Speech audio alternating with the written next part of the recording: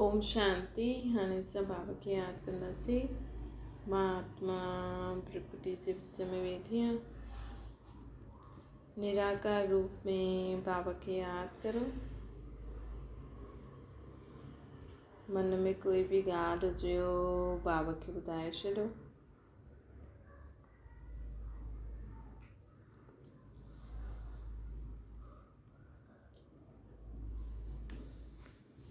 हाणे संकल्प करो, मां आत्मा शांति स्वरूप आहियां। मां आत्मा प्रेम स्वरूप आहियां। मां आत्मा आनंद स्वरूप आहियां। मां आत्मा सर्वशक्ति स्वरूप आहियां।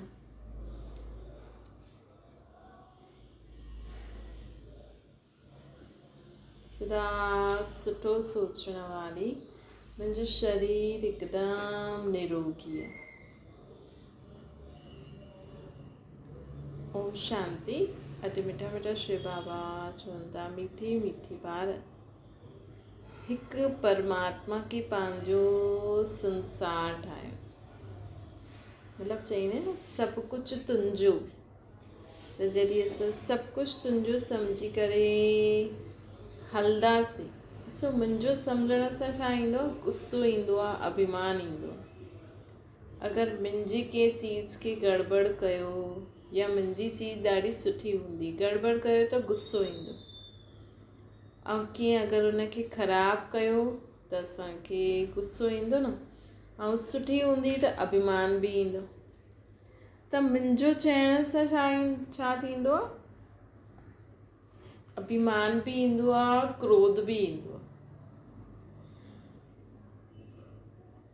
ऐं तुंहिंजो चइण सां छा थींदो आहे, क्रोध बि न ईंदो, अभिमान बि न हूंदो।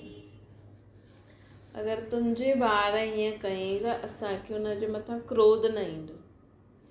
अगरि तुंहिंजे ॿार ॾाढा सुठा आहिनि त हुनजे कारण अभिमान बि न ईंदो।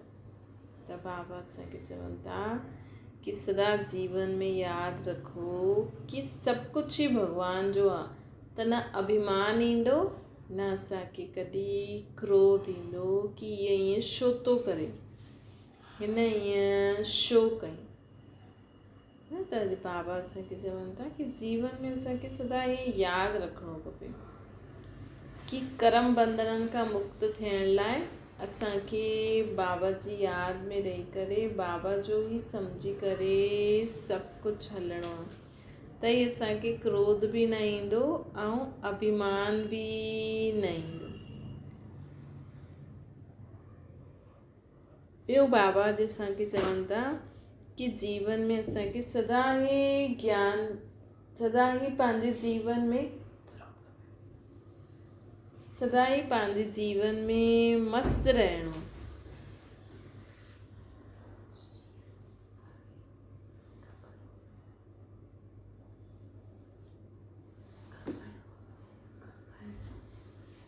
बाबा असांखे चवनि था कि जीवन में सदा ई परमात्मा जे ज्ञान ऐं परमात्मा जी यादि में सदा मस्तु रहणो।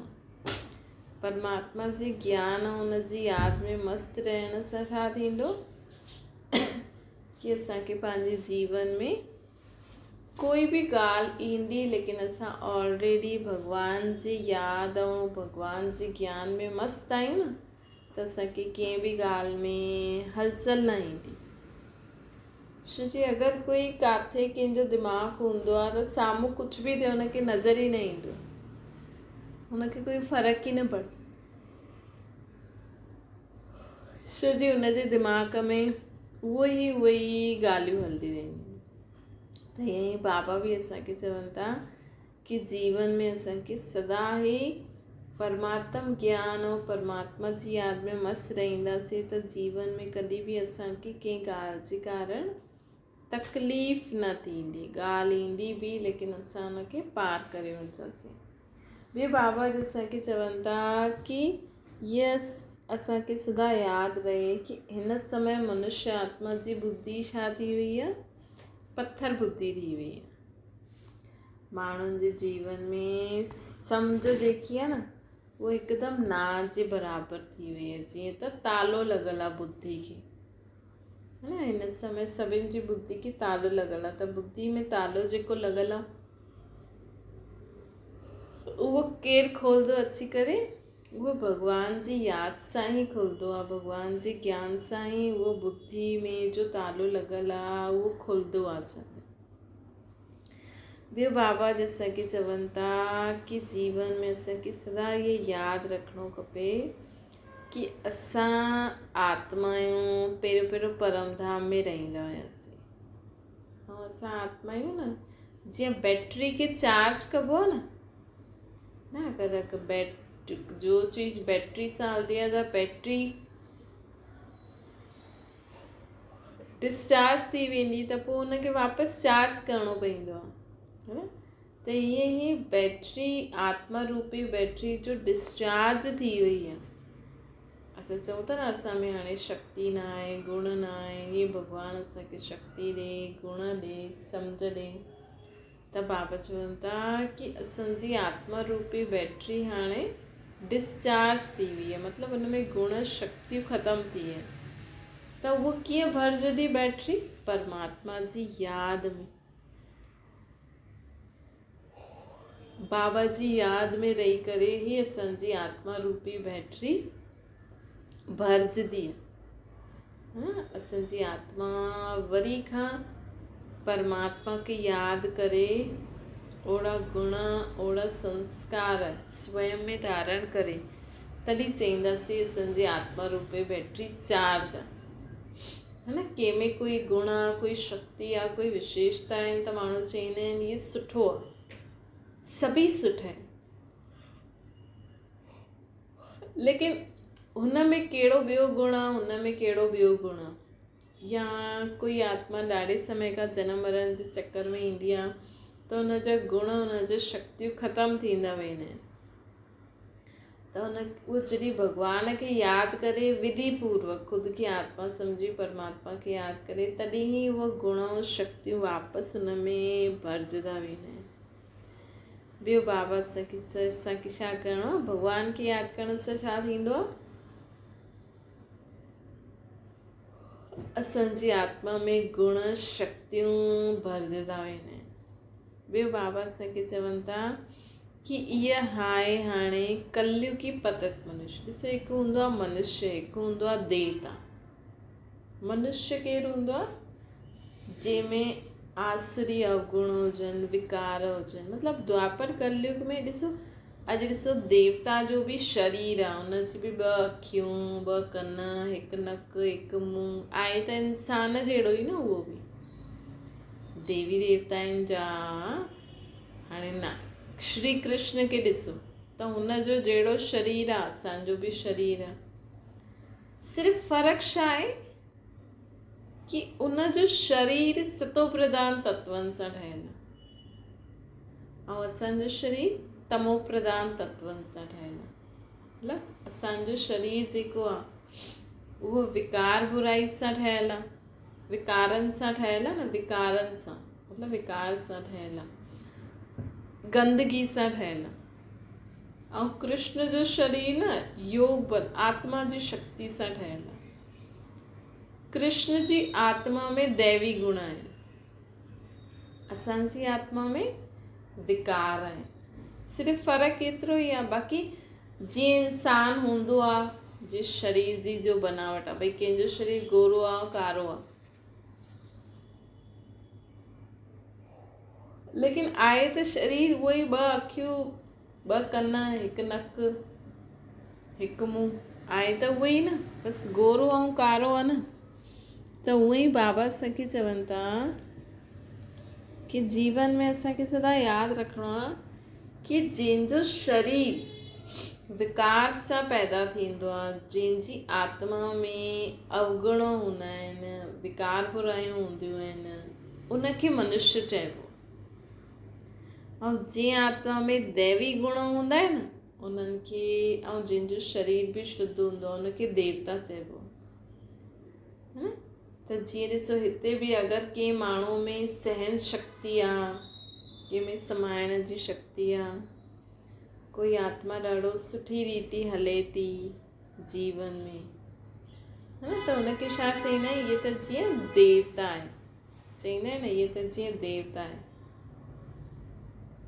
मतिलबु हुनजे जीवन में छा आहे, दैवी गुण आहे, हुननि जे जीवन में दैवी गुण, बसि हिकु सहन शक्ति हूंदी आहे। कोई शांति रहंदो आहे, कोई सदा ख़ुशि रहंदो आहे, चईंदा उहो त जीअं देवता आहे, कीअं सदा ख़ुशि रहंदो आहे, केॾी बि वॾी ॻाल्हि अचे कीअं सदा मस्तु रहंदो आहे।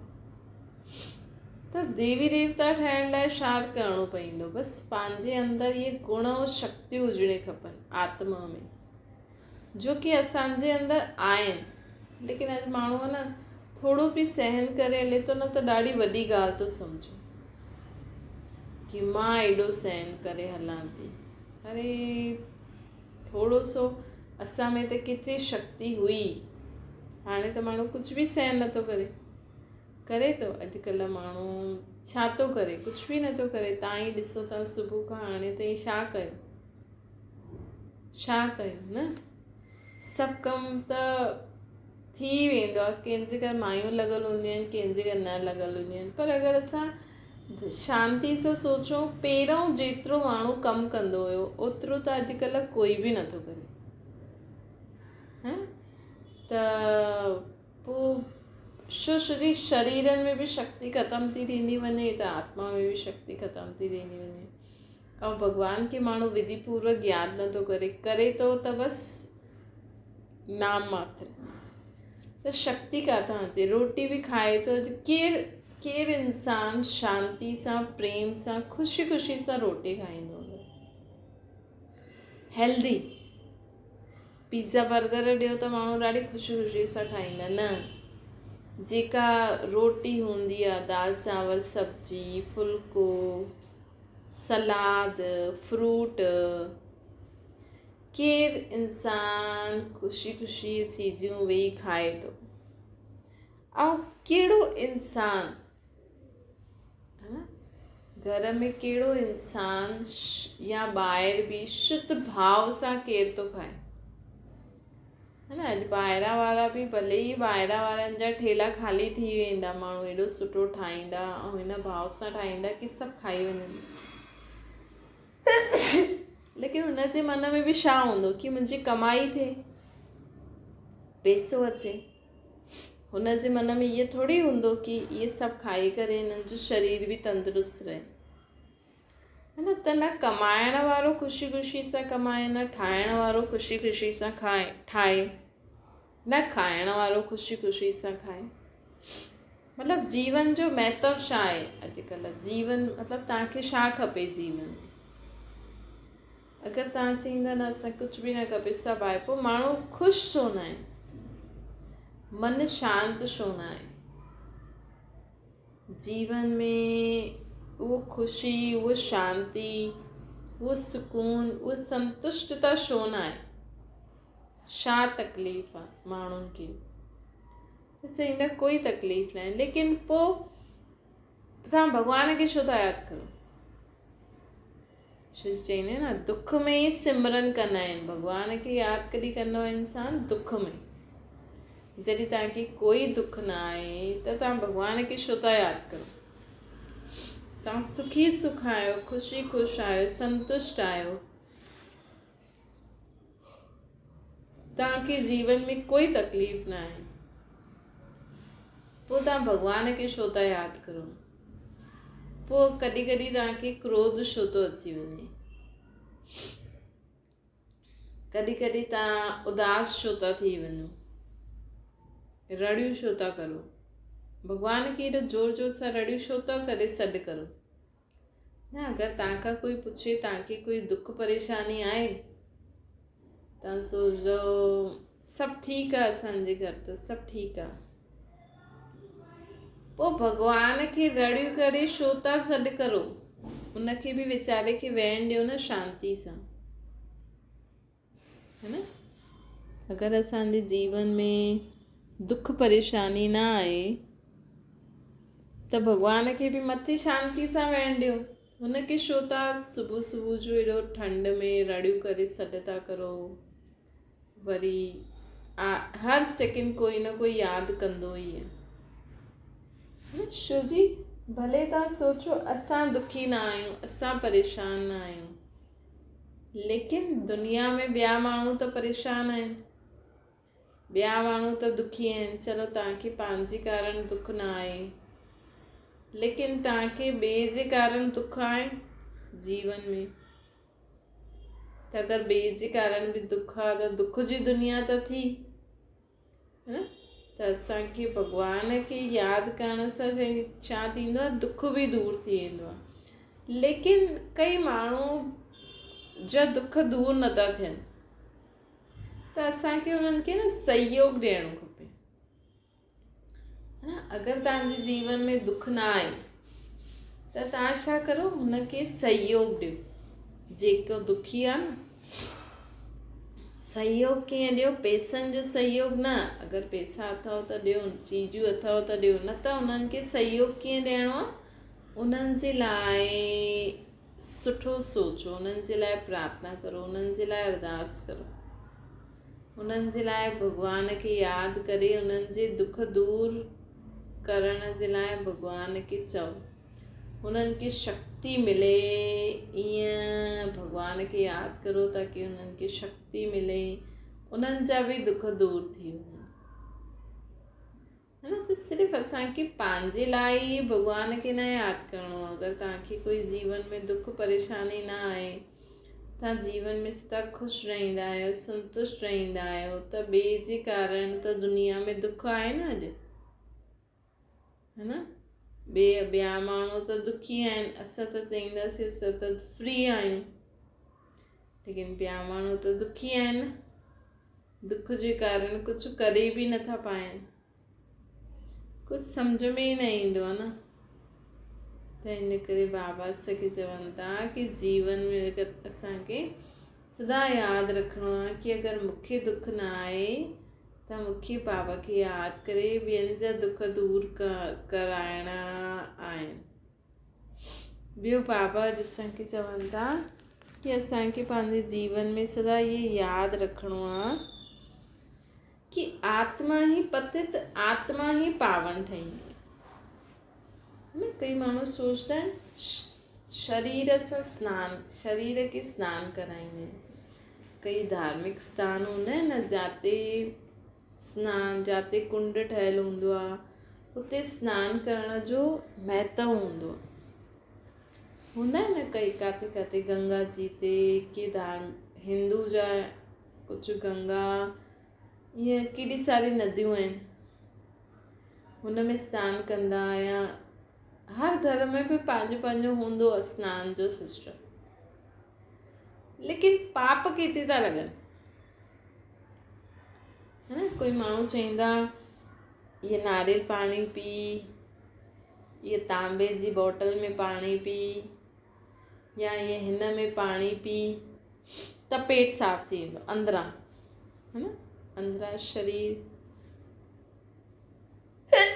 साफ़ थी वेंदो। कई माण्हू चईंदा शरीर के ॿाहिरां, चईंदा वटि हिन सां सनानु कर त पूरो शरीर साफ़ थी वेंदी ॿाहिरां, मतिलबु पंहिंजो जीअं सनानु कंदा आहिनि। पोइ गंगा सनानु करण सां छा थींदो आहे, चईंदा आहिनि गंगा सनानु करण सां पाप धुलिजी वेंदा। पाप केरु थो करे? कॾहिं असां ईअं थोरी चईंदा आहियूं पाप शरीर पुण्य शरीर। असां छा चईंदा आहियूं, पाप आत्मा पुण्य आत्मा चईंदा आहियूं, है न। पाप शरीर पुण्य शरीर थोरी चईंदा आहियूं। पोइ एॾो परे परे माण्हू एॾे थधे पाणी में, हाणे त पाणी सभिनि हंधि थधो ई हूंदो, हाणे बि माण्हू वञी करे थधे पाणी सां न सनानु कंदा आहिनि।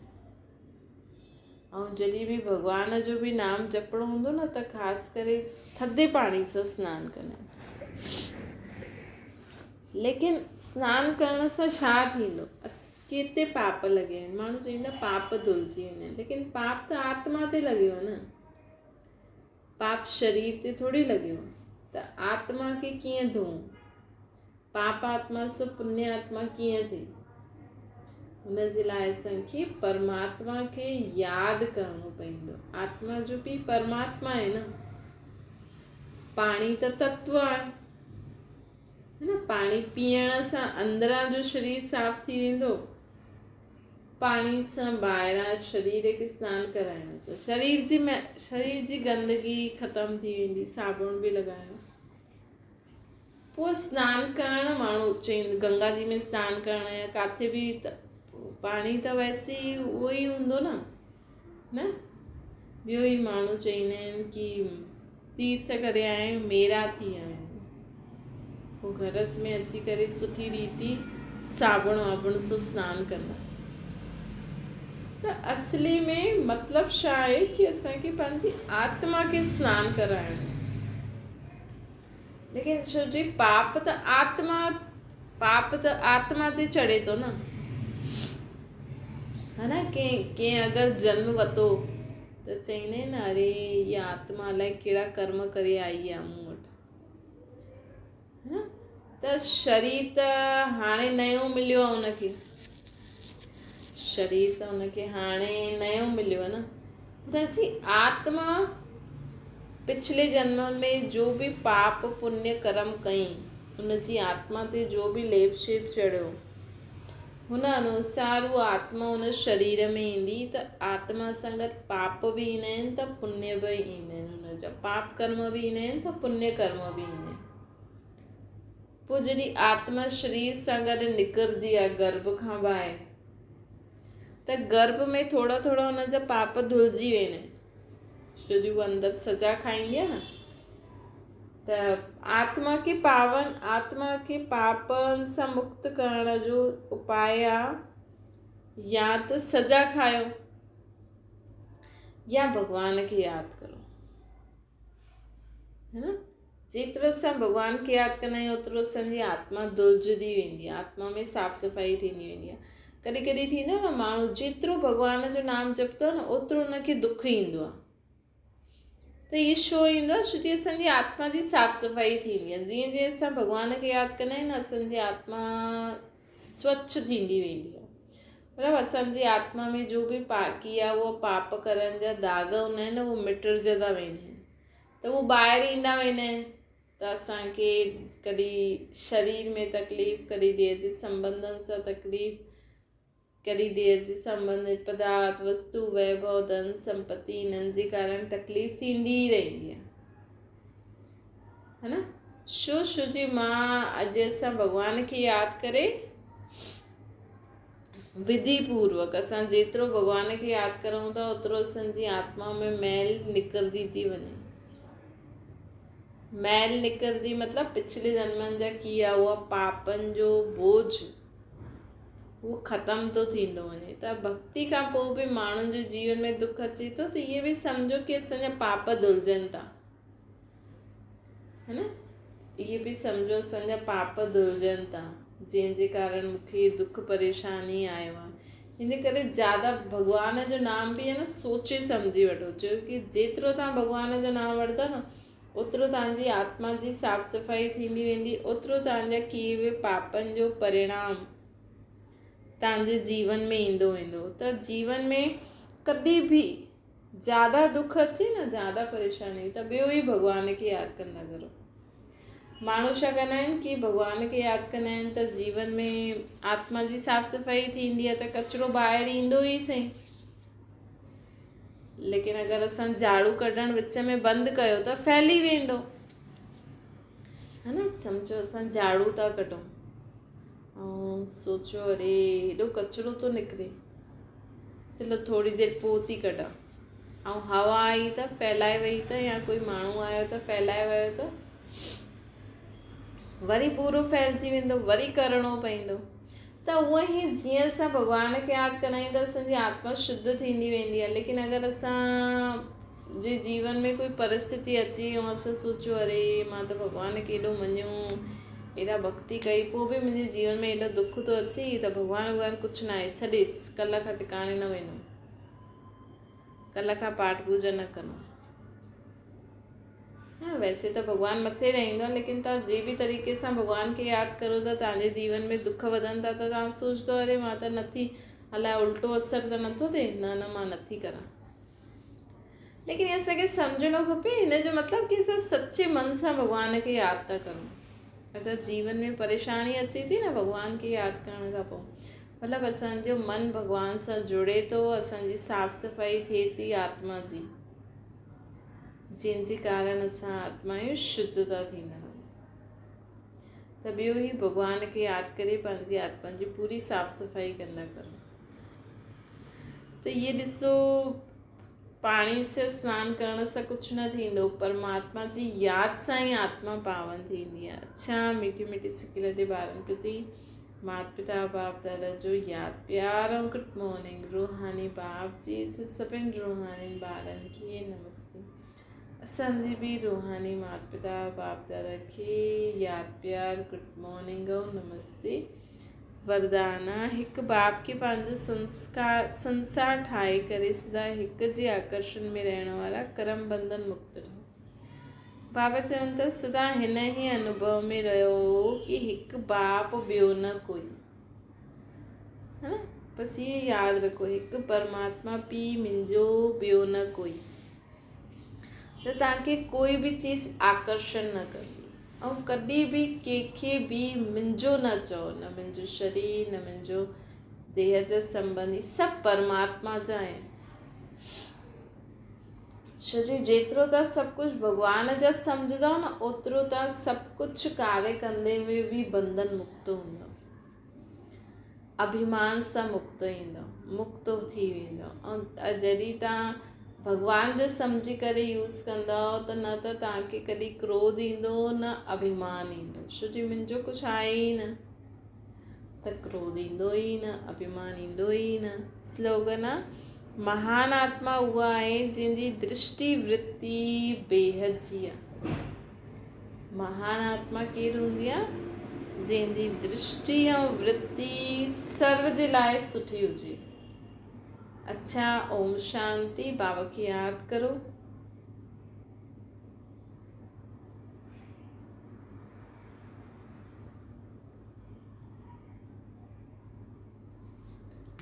ओम शांति। ओम शांति।